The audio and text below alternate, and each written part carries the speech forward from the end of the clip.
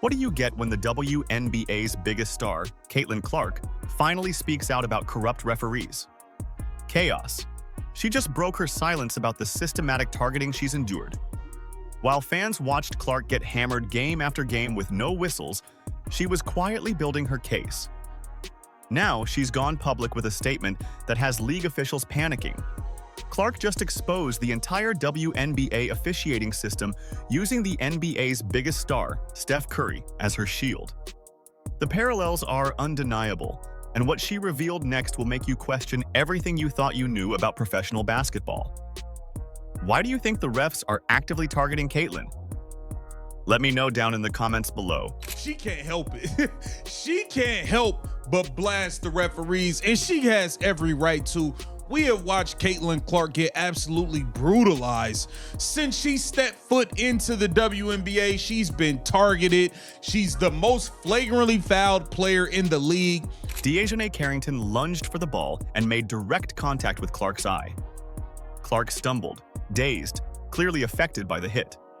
The refs? They watched it happen and kept their whistles silent. A few months later, J.C. Sheldon gave Clark an eye poke again.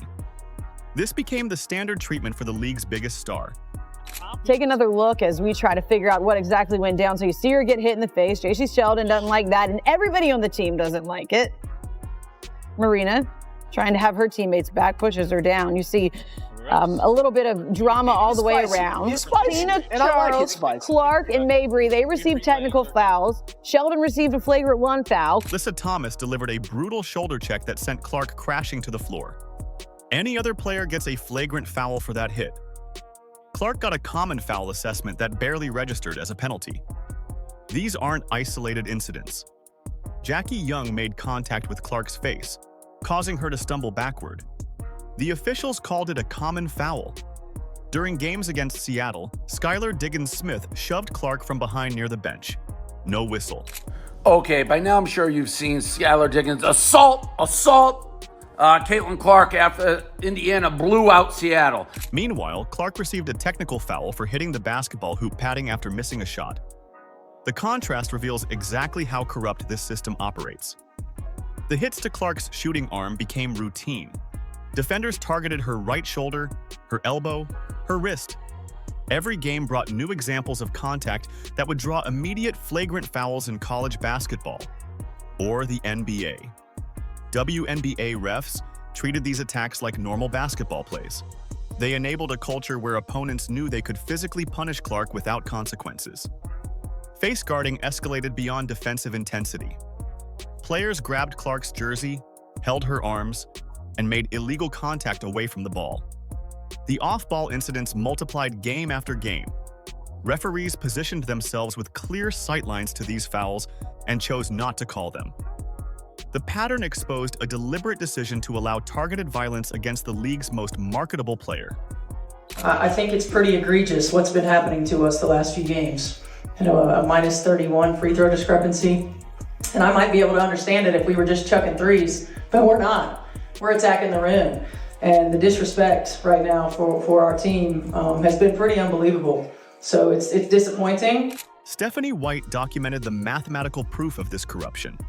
She tracked a minus 31 free throw discrepancy during playoff games and called the situation egregious. The numbers don't lie when officials refuse to protect players driving to the basket. Lexi Hull took an elbow to the face from Kayla McBride. The refs called the foul on Hull herself. Aaliyah Boston absorbed contact in the paint that would generate flagrant reviews in any fairly officiated league. White expressed her frustration. "I think there's a double standard in how people get their calls." The hostile officiating environment extended beyond Clark to her entire supporting cast. Well, it's hard for us to find flow when there's a foul call every 10 seconds. I mean, it just really is. And when they're at the free throw line, we can't get up and down the floor. And that's a challenge. They were much more aggressive and physical defensively. We didn't counter that with our off-ball actions or with our back cuts. So they took us out of our comfort zone. I mean, offense is about rhythm, it's about timing, it's about spacing. We allowed them to do that, and they kept us from doing it. Even WNBA commentator Rebecca Lobo acknowledged the pattern during broadcasts, comparing the volume of missed calls on Clark to Oprah giving away cars. When league analysts publicly question officiating integrity, the corruption becomes undeniable. Colin Clark, Caitlyn's brother, directly blamed officials for poor game control that led to his sister's quad strain injury. The violence was systematic, not accidental. Referees had multiple opportunities every game to establish boundaries and protect players. They consistently chose to enable dangerous play instead. Clark's eventual comments about Steph Curry represented her calculated response to months of physical targeting enabled by corrupt officiating that put her career at risk. We watched Caitlin Clark get guarded 94 feet full court in an all-star game. All the nonsense, Kennedy Carter and all this stuff that was going on, targeted. If anybody deserves to take shots at the referees on all levels, it's Caitlin Clark. Kathy Engelbert, you did a terrible job of fixing the problem. You know, you definitely did a terrible job with that. Steph Curry faced the exact same treatment in the NBA. Clark didn't randomly defend Curry on social media. She weaponized his celebrity status to attack WNBA, officiating without directly confronting the league. When Clark commented, "We want to see Steph making 12 threes a game. Stop grabbing him, please," she delivered a masterclass in strategic criticism. The statement appears innocent on the surface. Clark seems like a supportive fan watching NBA basketball. The reality reveals something far more calculated. She studied how Curry gets grabbed, held, and fouled off-ball with minimal protection from NBA refs. She recognized the identical defensive tactics being used against both of them across different leagues. Caitlin Clark did not mince words about Golden State Warriors star Steph Curry. Clark has acknowledged Curry's impact on her game, citing him as a player who she has admired. They the only ones shooting from the parking lot. They shooting from the parking lot out there somewhere, okay? "I grew up watching Steph play," said Caitlin Clark. She said, after a game against the Golden State Valkyries last season, "He's one of the greatest basketball players of all time. What he's been able to do in his career, he's changed basketball. It's cool to be here. He's somebody I idolize." Curry himself acknowledged the frustration with physical defense, stating that while part of him fights it just because it's not real basketball, another part finds it flattering to know he commands such attention. He explained, "I've seen it all, so I know if that's how they want to guard, how I can be effective, not let it take me out of the game. But also, kind of use it to our advantage as a team." Clark identified the perfect parallel between two revolutionary shooters who alter defensive strategies before crossing half court. Both players face identical treatment where opponents grab, hold, and physically punish them, while referees choose not to intervene. The defensive strategy remains consistent across leagues. Target the star shooter and hope officials allow it. Like Curry, Clark's presence alone forces defenses to adjust well before she crosses half court. Those similarities resurfaced on Sunday after Curry made headlines for the way the Charlotte Hornets defended him, frequently grabbing, holding, and face guarding him far from the ball. That sounds exactly like Caitlin Clark in the WNBA. Grabbing, holding, being face guarded, most flagrantly fouled, being targeted, all of this stuff. Her timing was surgical precision. Clark responded directly to a viral TikTok video where Curry discussed the physical defense he endured during a game against Charlotte. Despite the Warriors winning 136-116, Curry managed just 14 points because defenders grabbed him constantly without consequences. Clark watched this unfold and saw her own experience reflected back through the NBA's biggest stormer. The phrase, "let them cook," became Clark's indirect plea for fair officiating. She advocated for both herself and Curry to receive the freedom necessary to showcase their abilities without excessive physical interference. The message translates perfectly. Stop allowing defenders to grab, hold, and foul star players who revolutionize basketball through their shooting range. Clark used Curry's NBA credibility as her shield. She couldn't directly attack WNBA officiating without facing potential league discipline. By framing her criticism through support for Curry, she gained protection while delivering the exact same message about corrupt officiating standards. The league office understood her true target immediately. She gets it way worse than Steph Curry get it, though. Let's be clear. She get treated like she on a prison yard. She get treated like fresh meat on the prison yard. That's what Caitlin Clark gets treated like in the WNBA, all while making all these ladies all this money and getting them popular and got people watching them that wasn't watching them before. The strategy worked because both players share revolutionary impact on basketball through exceptional deep shooting ability. Their defensive treatment reveals how officials across both leagues enable physical punishment of players who expand the game's boundaries. Clark exposed this pattern using the most high-profile example possible. Her comment represented a calculated strike against systematic corruption. She leveraged Curry's massive platform to amplify concerns about officiating that she experiences directly in the WNBA. The league now faces public scrutiny about their differential treatment of star players, and they're scrambling to address the comparison Clark deliberately created. Throughout her WNBA career, she has routinely faced aggressive coverage, constant ball pressure, and extended defensive attention designed to limit her shooting opportunities. Still, like Curry, Clark has continued to adopt impacting games through playmaking, off-ball movement, and drawing defensive attention that opens space for teammates. A'ja Wilson stepped to the free throw line 10 times during Game 5 against the Fever during the 2025 WNBA semifinals. Aaliyah Boston got 2 attempts. Wilson shot 6 for 20 from the field and struggled offensively all night. Boston battled physically under the rim and dominated the paint. The free throw disparity tells you everything about how these refs operate when certain players wear certain jerseys. Wilson set an illegal screen by extending her leg during Game 3. The foul got called on Lexi Hull instead. Aaliyah Boston took a clear foul from Nalissa Smith with no whistle. Same game, same refs, completely different standards. Wilson received another questionable foul call that Coach White deemed incorrect. The Aces pulled ahead while Boston accumulated fouls for playing aggressive defense within the rules. Only A'ja Wilson could get away with this. Look at this. And ESPN called this a highlight. You could clearly see both feet come off the ground and land again. That's illegal. And let's check this out. A double dribble. She spins, touches it with 2 hands. Like, this is first grade stuff. The refs, of course they miss it because it's A'ja Wilson. She's dribbling, touches it with 2 hands on a spin move, gathers it, and passes to a teammate. And watch this at travel. That's her pivot foot.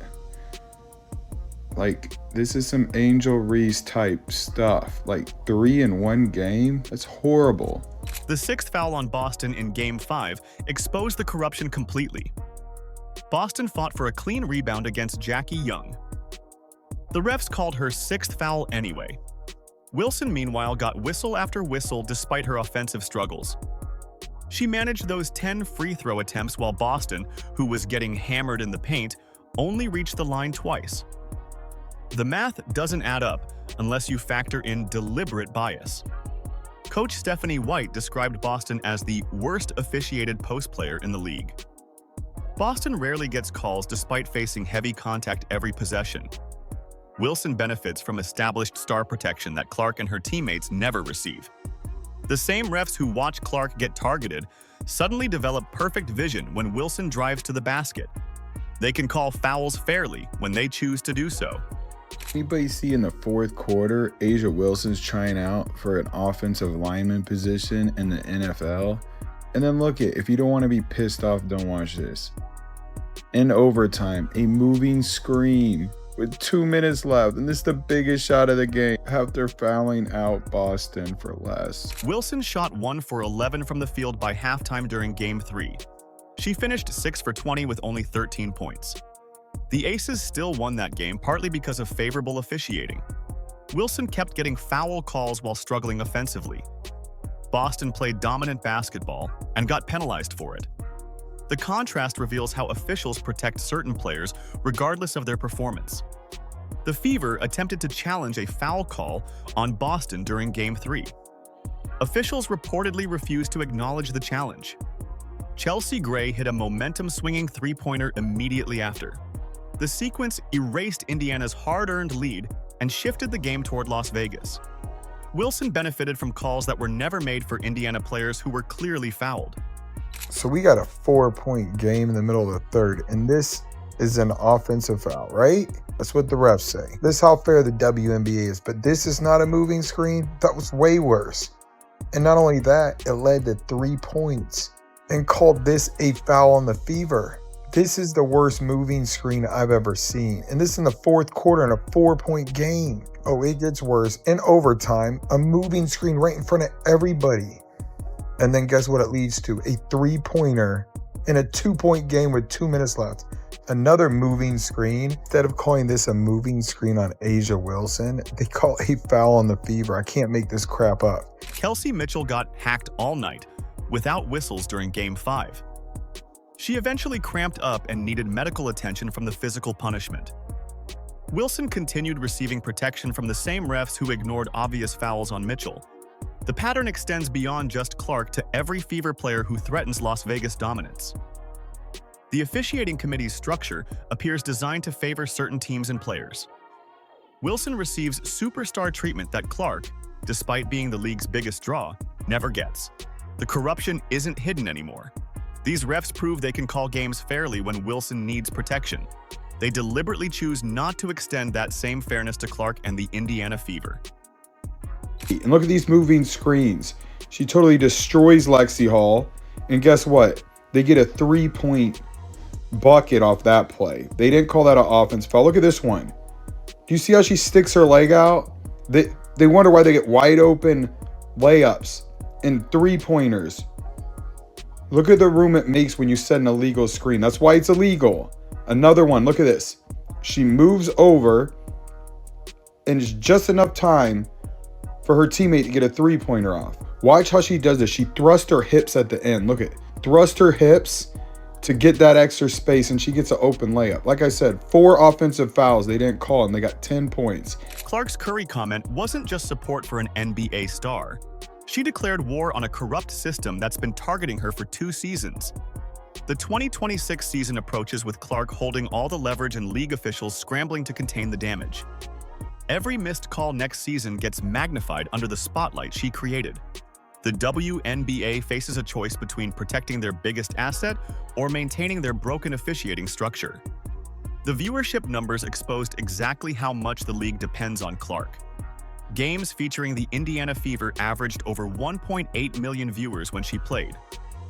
After her injury, that number collapsed to 847,000 viewers, a 53% drop that sent shockwaves through league offices.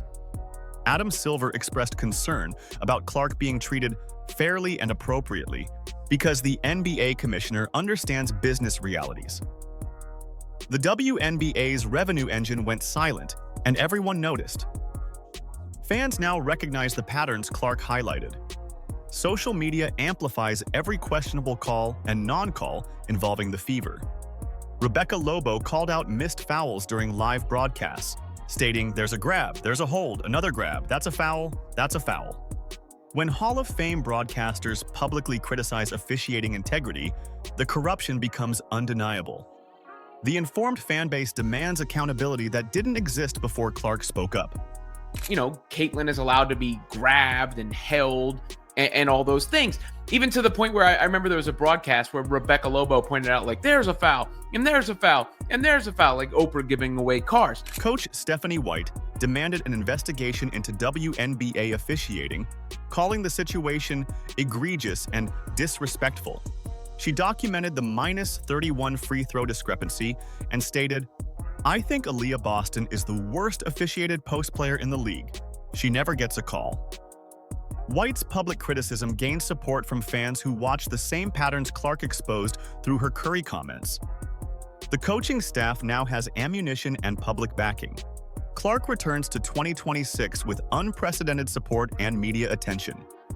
Every game becomes a test of whether officials learned their lesson or doubled down on corruption. The league office knows they can't afford another injury caused by uncalled fouls. They can't survive another viewership collapse during crucial CBA negotiations. Clark's silence-breaking moment created accountability they never faced before. You know, if you are promoting the WNBA, you want Caitlin Clark to go off, right? Like you want Caitlin Clark to shine and star and all those things. So you would want to alleviate some of the extra stuff, the egregious stuff, as Steph pointed out. Lexi Hall delivered 16 points, 10 rebounds, and 4 assists despite playing through injury. Kelsey Mitchell adapted to ball handling duties when the roster got decimated. Aaliyah Boston dominated the paint while fighting through questionable foul calls. The Fever's resilience during their injury crisis showed they can compete when the playing field gets leveled. They built chemistry through adversity that will serve them well. The corrupt officiating system faces its biggest threat now. An informed fan base watching every whistle. Media coverage examining every missed call. Star players who won't stay silent about systematic targeting. Clark's Curry comment opened the floodgates for criticism that was building for months. The league created this monster by enabling violence against their most marketable player. The 2026 season determines whether the WNBA protects its golden goose or loses everything they built. Clark holds all the cards, and officials know the entire basketball world is watching their every decision. She is the driving force behind the leverage. So how she feels about the situation, her voice should matter a lot. Let's just put it that way. Clark's silence-breaking moment signals a war between the league's biggest star and its corrupt officiating system.